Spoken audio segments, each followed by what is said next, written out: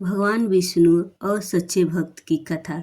बहुत समय पहले की बात है। क्षीर सागर की अथाह गहराइयों में शेषनाग की शैया पर भगवान विष्णु योग निद्रा में लीन थे। उनके चरणों में माता लक्ष्मी विराजमान थी।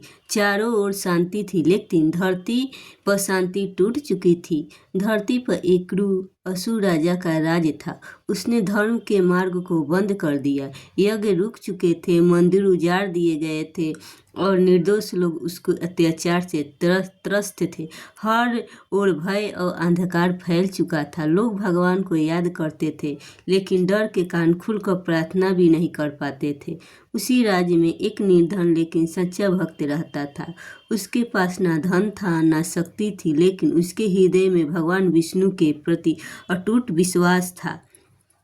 लेकिन हर सुबह वह नदी के किनारे बैठकर बस एक ही नाम जपता था, नारायण नारायण। एक दिन असुर के सैनिक ने उसका छोटा सा घर छीन लिया। भूखा प्यासा भक्त मंदिर के टूटे हुए पत्थरों के पास बैठ गया। आंखों में आंसू बहाते हुए उसने कहा, हे प्रभु विष्णु, अगर आप हमारी रक्षा नहीं करेंगे तो इस संसार में हमारा कौन है।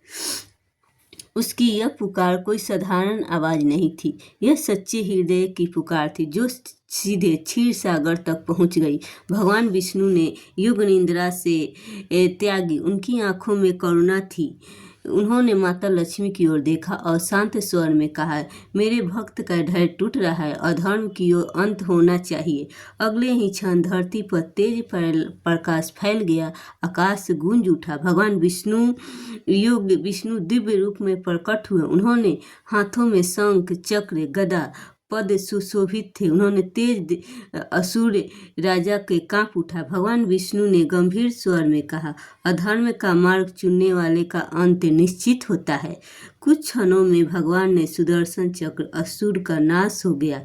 धरती पर फिर शांति लौट गई। लोग भय मुक्त होकर भगवान विष्णु की जयकार करने लगे, जय श्री विष्णु, जय नारायण। इसके बाद भगवान विष्णु ने उस निर्धन भक्त के सामने प्रकट हुए। भक्त उनके चरणों में गिर पड़ा। भगवान ने उसे उठाकर कहा, जो मुझे सच्चे मन से याद करता है, मैं उसकी रक्षा हर युग में करता हूँ। भक्ति कभी व्यर्थ नहीं जाती।